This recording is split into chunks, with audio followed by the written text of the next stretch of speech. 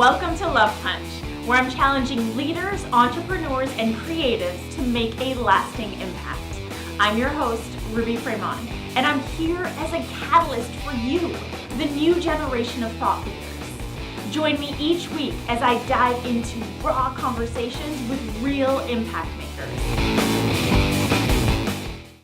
Hello, everyone. I am so fucking stoked for today's conversation because today's conversation is with the Mike Smith.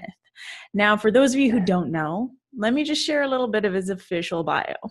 Mike is a co-founder of a nonprofit called Rabble Mill that's working to end generational poverty one young person at a time by empowering kids to discover their passion and build their talent through those very things he grew up loving, which is skateboarding, music, and art. Rabble Mill's programs include The Bay, which is a 30,000 square foot warehouse in Lincoln, Nebraska that's home to a skate park, coffee bar, all ages concert venue, and an art collective that does life-changing outreach work for kids and families. And Skate for Change, which is a global network of skaters with around 80 chapters dedicated to empowering youth to use their skateboards to better their communities. Outside all of his nonprofit work, Mike and his friends have launched a career education platform called Find Your Grind that exposes and educates students and teachers to emerging career possibilities. Mike firmly believes that we need to stop asking kids what they want to be and start showing them the possibilities of who they can be. And FYG aims to do just that. So without further ado, here is Mike. Hi, Hello. What's up? Hey, thanks for having me on. I'm hyped to chat with you today. It's gonna be fun. Yeah, I'm super stoked. One of the things that really draws me to you is the fact that you are doing all of this in a very different way and in a way that is really creating impact, like impact that we can see and feel and witness. I mean, just by watching some of your videos on Instagram, the crowds of kids that you're speaking to, the misfits, right? Mm-hmm. Yeah. There's this one question that you ask a lot, and it's, what do you want to be remembered for? Mm-hmm. What got you to start asking that kind of a question? You know, I think because I always talk to a younger demo, like a younger group of kids. And so when high school kids or college kids or young entrepreneurs are thinking about their life, they're thinking about the future. And it's this like, what am I going to be? Where am I going to work? Where am I going to live? Who am I going to marry? What am I going to look like? You know, kids, they're all, you know how it is when you were young, we were all worried about future us. And then when you get old and you get all these responsibilities, you kind of worry about like current you and like what's going on now and today. And I think when you're a kid, the future is really what drives you. And I think when you get older, the present drives you. And so I want kids, when they're thinking about their futures, to almost think about it in reverse. Like when you get there, what do you hope they remember about you? And whatever you answer, that's what you should fight for along the way. And so I think asking a kid what they want to be remembered for, more often than not, they're not going to tell you that they had $1 million or that they moved a little bit farther to the nicer part of town or got a little bit bigger house or had a few more followers.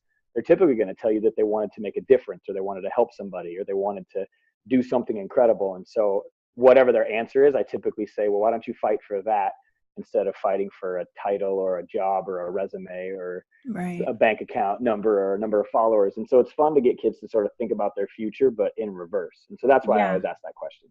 That's an awesome question. It forces you to reverse engineer sort of the path that you're on, right? And I resonate with that because when I was younger, my dad used to always ask me, well, what do you want to be when you grow up? And he's very businessman-like, you know? Right. And I'd always say, I want to help people. And he couldn't understand that. And so, but in my vision, I had the vision of enough money to pay a mortgage. I have a house. I have this. I have that. And here I am. And it's all different. Right. But it's like, if we teach our kids to reverse engineer in that way, like, I love that. It causes them to like, it influences them to focus on the vision of, you know, what imprint are you leaving behind, which is totally different. And I feel like that's applicable to our generation too, not just kids. For sure. Oh yeah, definitely. And I don't think I ever try to talk to like one group of people, because I know when I'm sitting and they're talking, like if I talk at a huge tour stop, because we're on this big tour across the country and there's tons of high schools there, I also know that there's a 45-year-old teacher that wishes she could quit her job and go live in a tiny home with her husband. Like I know that person's in the crowd, or I know there's a principal who has this like genius idea that could help education, but he's scared to quit his job as a principal to go start his app or start his program or his software. Because teachers tell me all the time, like, I have this idea, and I'm like, quit your job and go chase that. Like, that's brilliant, and that'll help so many schools, but they're stuck in this like space of, I've built this life of comfort, or I've built this life of responsibility, and they can't quit. And so I'm not just trying to push kids, I'm trying to push everyone to like chase that. I always call it like that kind of tiny little whisper that's in your head of the thing you wish you could be. And I just want to push everyone to like run after that. And the reason that I care so much is when you meet someone who loves what they do, it's contagious. Like if you meet a teacher who loves to teach, it makes learning fun. If you meet a skater who loves to skate, it makes skateboarding fun. If you meet anybody who loves to do what they do and they love it and they're passionate about it, it's like contagious for all of us. And so I just want to push people to like have that enjoyment in what they do, because we're all going to be better for it. Because we've all met the other person, like the banker who hates their job, or the lawyer who hates their job, or the cop who hates their job. Like, we've all met that person. And so I'm trying to avoid creating those types and trying to help people chase what they care about. I love that. Especially, I feel like nowadays it's so relevant. It's so relevant because we're all super connected via social media, but that also has created some level of disconnect. Like, people are seeking a deeper fulfillment, a deeper sense of fulfillment and meaning in their lives. And there are a lot of people our age that have reached this point. They're like, oh, I got the degree and I'm doing the job and I'm doing the things, but I'm not really that happy. And they want to create something positive in the world, but it's like they don't know where to start. Well, I think that this is why Find Your Grind to me is such a big deal. Is when we were growing up, it was like you just knew about a handful of opportunities. Like, it was my friend's dad did this, or my relative in another state or country did that. And that was all we knew that was possible. Well, today a kid can bust out their phone, go on Instagram and be like, yo, I follow this person and this person and this person. Yeah. But what they don't realize, where I think the disconnect comes, is you're typically following someone who found their grind and is like not a finished product, but is already really successful. And you don't understand the process to get there. So you might follow a couple that lives in a van and is traveling around the world, but you don't know that they saved every penny for 6 years, didn't have internet, didn't have cable, didn't eat out, put everything into this van so that they could have this lifestyle. Most people want that lifestyle. They don't know about the work put in. And so why we created Find Your Grind was, I wanted to show kids the lifestyles that were possible. And I think that's what's missing. Is you and I, when people ask you what you do, it's like the hardest question to answer, because you're like, well, where do I start? I have all this stuff. But what we would way easier to find ourselves with is a lifestyle. You could call yourself a creative, and people would understand that today. That didn't make sense. Entrepreneur, when we were like kids, meant you were unemployed, trying to find a job or trying to figure something out. And now it's like this sexy buzzword around the world that everybody's trying to be an entrepreneur. And I fit into this like social impact entrepreneur space. I don't even know how to spell entrepreneur. I hate the word. But like, I think the problem is we can follow a finished product, but we don't see the path or how to get there. And that's why I created Find Your Grind with my friends, was I wanted to show kids the path. So if you're a girl in the middle of America and you want to be a marine biologist because you went to the ocean one time and now you feel like that's calling your name, most girls in the middle of the country who would have no idea how to get there, you want to show them what's possible and what the path is. And so I think it's more about illuminating like the steps that you can take to get there. And the steps used to be perfect grades, perfect college, perfect job, perfect life. That was the process. That wasn't my process. I don't know if that was yours or anybody listening to this, but I think that process failed most of us. And, a lot of our friends are waking up at 35 years old with, relationships that aren't very deep, a job that they would love to not be in. And they kind of get boiled down to like, well, on Tuesday nights, I go hang out with my friends and do this, or I live for the Saturdays to do that. And that's just not the life that I think most of us dreamed about having when we were 15, 16-year-old kids. And so I'm really just trying to push people to chase that lifestyle that they're stoked on. Yeah. And then I just want to show them as much stuff as I possibly can to help them get where they're going. And the way you do that is by filming people who are already there and asking them the questions. Because I don't have all the answers, but I can ask all the questions and then film it and give that to the world. Right. So that's kind of my role in everything. It's like, I don't have the answers, but I'll go find them and then just offer that to whoever needs it. Yeah. And illuminate the process, which is super powerful.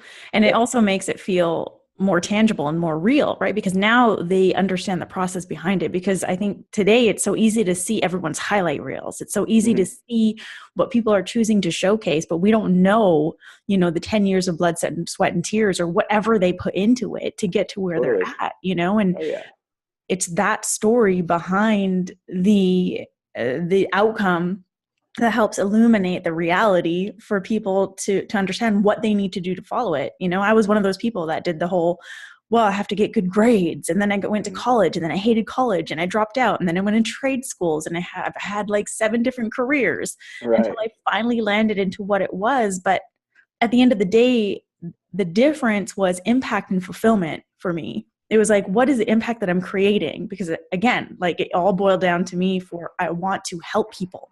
Mm-hmm. And then how fulfilling does it feel for me?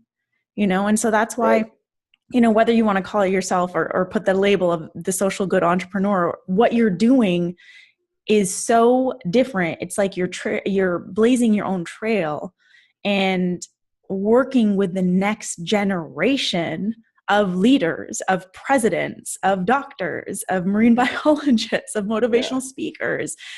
So talk to me a little bit about impact versus influence. Yeah, and this is what's tricky about when you get to a certain level where you become kind of a brand. You know, you're a brand, and I'm a brand. And as much as when you build a company, it becomes successful, it becomes a brand. Right. And so you know, influence is such a big word that everybody wants to talk about. And I keep getting invited to these like influencer conferences. Yeah, it's a buzzword. It's this huge buzzword. But I look at it. I feel a little offended when people call me an influencer, because and I mean this from the bottom of my heart. It's not that everybody can influence. We can all have influence, and people can, you know, you can buy followers, and you can be a completely different human on your Instagram than you are in real life. You can be a completely different human on your blog or your Twitch or your whatever than you are in real life. Yeah. But the thing that you can't fake is you can't fake leadership. You can't fake that, because people either follow you for real, like in real life, they believe in you and your mission and what you do. And the best leaders always have influence. Most influencers aren't really leaders. They just have a lot of followers. And it's a big difference to me. And so I think that when you're a leader, you're going to have an impact, and it's your responsibility to try to do something good and meaningful with that impact. And so I would rather push kids to focus on what it takes to develop skills to lead people than it does to get people to follow you. And we see it a lot. Somebody gets a bunch of followers, millions of followers, and they panic and they don't know what to do, and they make mistakes, and they have their compasses off, and what their North Star isn't very pure. And all of us, it doesn't take long before you're posting something on YouTube or Instagram that's, you know, either inappropriate or offensive or whatever. And it's because you weren't really thinking through it from this perspective of, I'm leading a generation of people, or I'm leading a pocket of people, and I want to do that with intentionality and impact. And so I always try to push kids and people to focus on, you know, becoming an incredible leader, focus on your leadership skills. That takes time. It's not sexy. It's not glamour. It's not Instagrammable. It's not like, yo, check this out. You can't write like, learned an epic leadership lesson today and I failed. No, you don't get to blog about this. Like, this is just that grinding out like who you are thing. And I think that leads to real impact. And I just think it's true in my story, because you keep talking about doing it differently. That's like my number one core value, is that you have to dream different.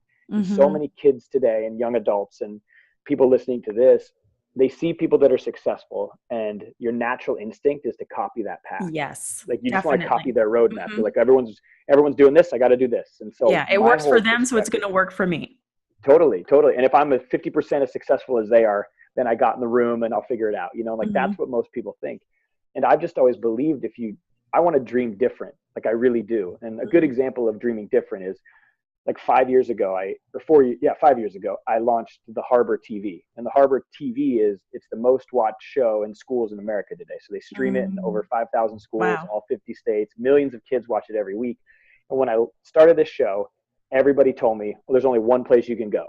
Everybody said you had to put it on YouTube. And they were like, you got to be on YouTube. And I took a step back and I looked at YouTube, and I saw a hole that was this big, and the whole world was trying to run into it. And I thought, I'm not going to go that path. Like that's not going to be my path, because everybody's there. Yeah. So I went this other way and found a totally different distribution channel to where I could just get it to stream inside of schools where they don't even allow YouTube. And so I just decided I was going to go straight to the schools, forget YouTube, forget streaming it. And overnight, 5,000 schools is literally millions of kids. That would never have happened on YouTube. And so I had to dream different about the process to get the outcome that I wanted. But I think so many people are trying to copy what they see and emulate what the people that they follow on Instagram do.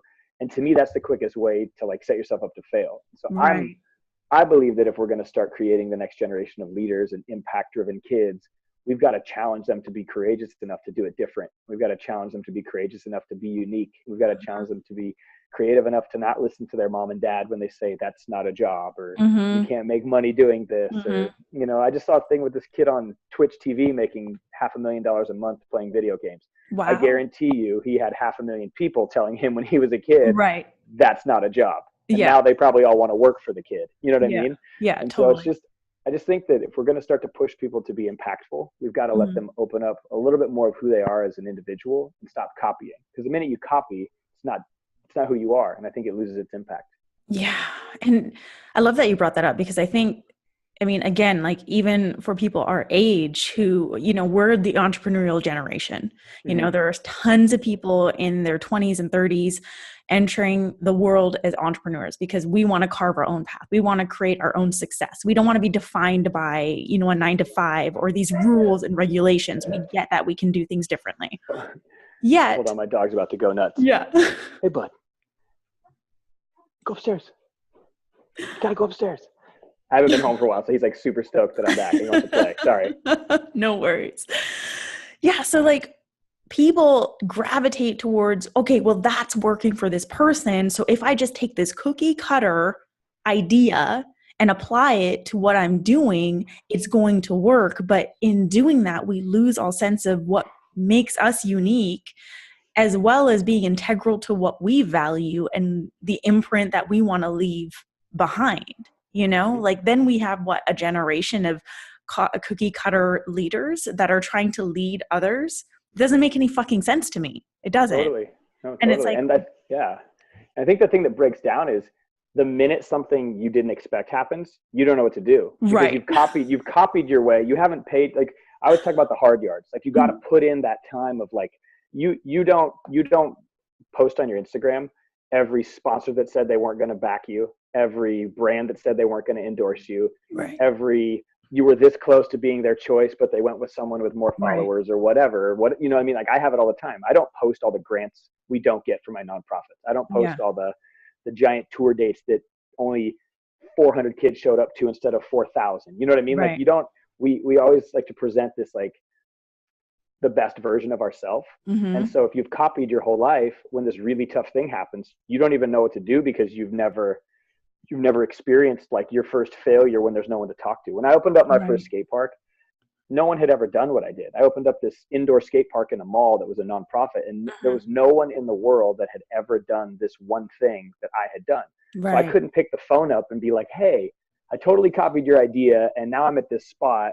When you were here, what did you do? And I just had to look around and be like, I just got to figure it out. Like I got to figure out how to survive and make this work and keep grinding and driving through. And when you dream different, you're going to have so many of those moments where you're like, I don't even know who to call because no one's been here before. But that's what makes you a leader, and that's what I think kind of like sharpens your skills as a not just a leader, but like as a human. And I think the impact is felt in when you really struggle through something and you figure out the best way to do it.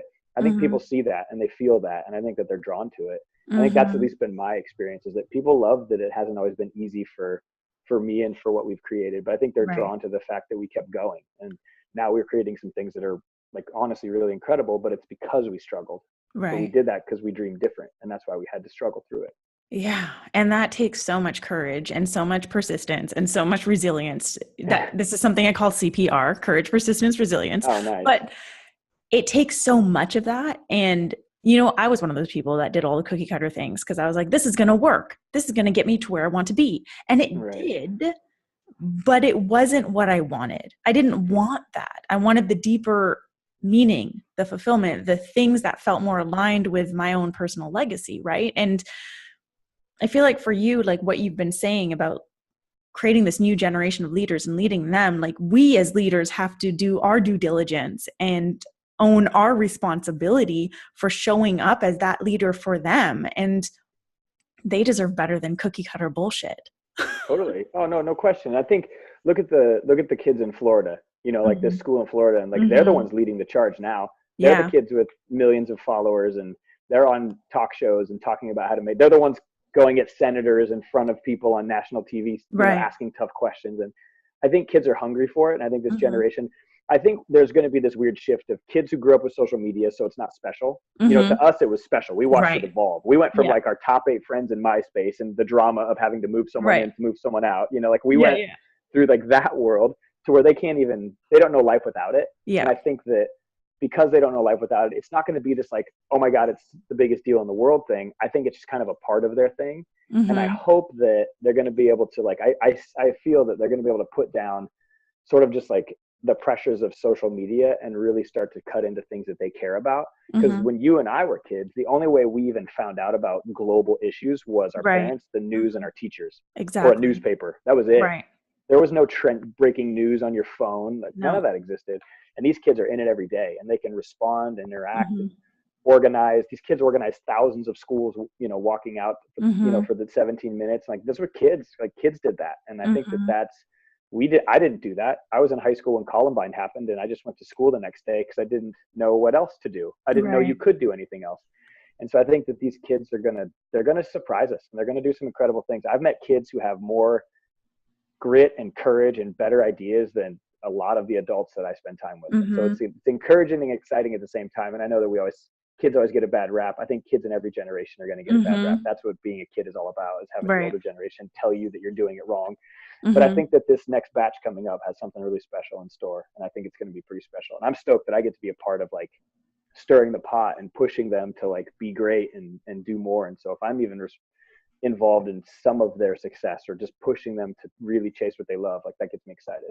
Yeah, that is exciting because it shows that the global landscape is changing, right? The next generation is completely shifting the way that we've been showing up and, in fact, inspiring us. Like, look at how many people have been inspired, adults have been inspired by the actions of kids with their reactions to the shootings and what they're doing and what they're organizing and how they're choosing to show up to speak up for their rights and what they believe is right. You know, it's inspiring as an adult to see that. And like you said, I was in high school when Columbine happened. Like, so much happened in the world when we were growing up, but it was so different.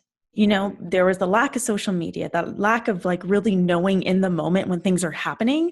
And I feel like with this new generation, they have a heightened sense of compassion and empathy and this heightened need to do good, to create an impact, which is amazing to see. But then again, for us as their leaders, it is such a big responsibility to show up fully for them in the fullest capacity that we can do, which means modeling what we're teaching. And I think for us, because we straddled that generation of we had social media, we didn't have social media, now we have social media. I feel like or a lot of people in our generation fall into that comparisonitis. They fall into the likes. Like, I just want to get the likes. I just want to be Insta famous. I just want to do this. And you lose sight of the impact and what it is that you're here to do. And that's not what makes a true leader. You know what I mean?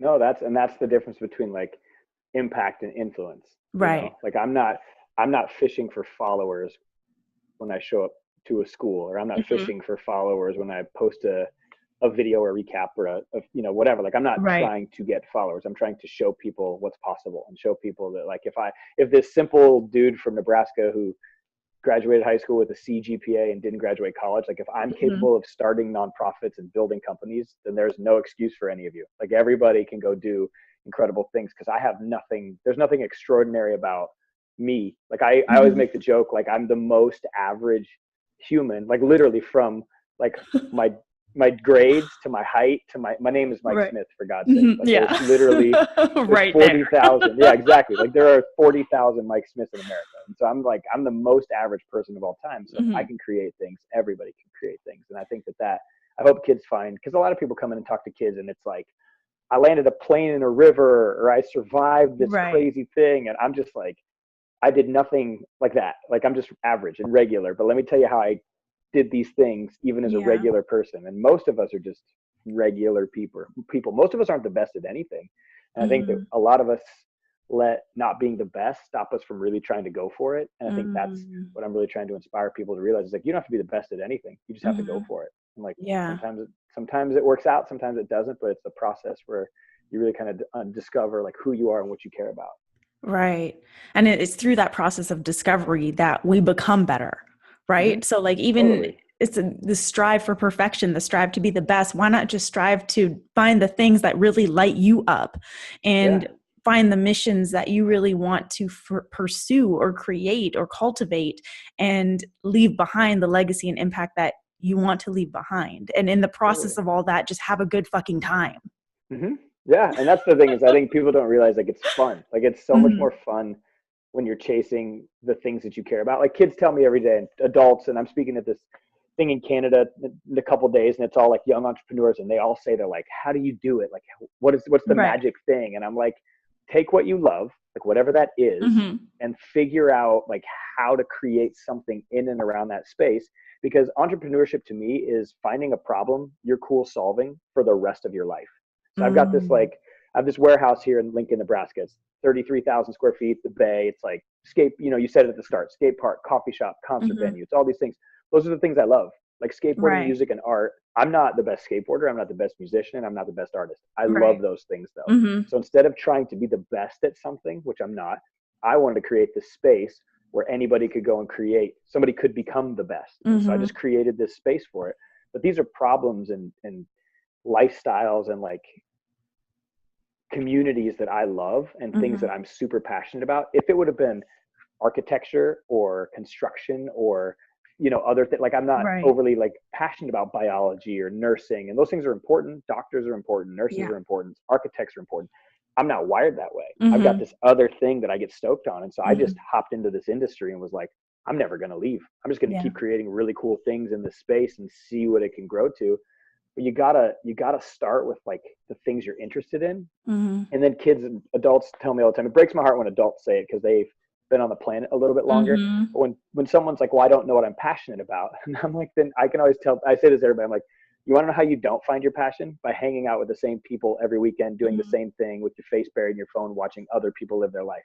Like, Yeah. put your phone down, make a bucket list of 20 things that you've never done that you want to try, chip away at it, and along Hmm. the way, you'll either figure out what you hate or you'll find some stuff that you love. But Hmm. most people who are passionless, like if you're watching this or listening to this today Right. and you're one of the I don't know what I love people, change up your routine, change up who you Hmm. hang out with, watch different movies, watch different documentaries, delete your all your apps and go volunteer or travel or save your money and go to another country. Like Yeah. sell your house and start over. Like if you don't know what you're passionate about, like what are you even doing? Like why are Right. you wasting so much time just Hmm. going through the mundane deal? And so I think it's way more about like scaring yourself and putting yourself in a position to figure out what you love and what you hate. And once you Hmm. do that, you start to chip away at the things that you get really stoked on. And like Hmm.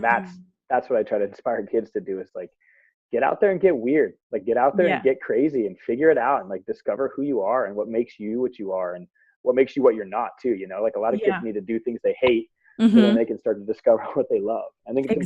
Exactly. Yeah. And a lot of people are afraid of that. Well, what if I fail? Or what if I hate this? Cool. Cross that off your list. You've just figured Yeah, something out. Awesome. Like, totally, for sure. It didn't take me long to realize I hated math. Like I right. dialed that like right away, and I was like, all right, I'm not going here, and I just had to keep chipping away at it. Yeah. Yeah.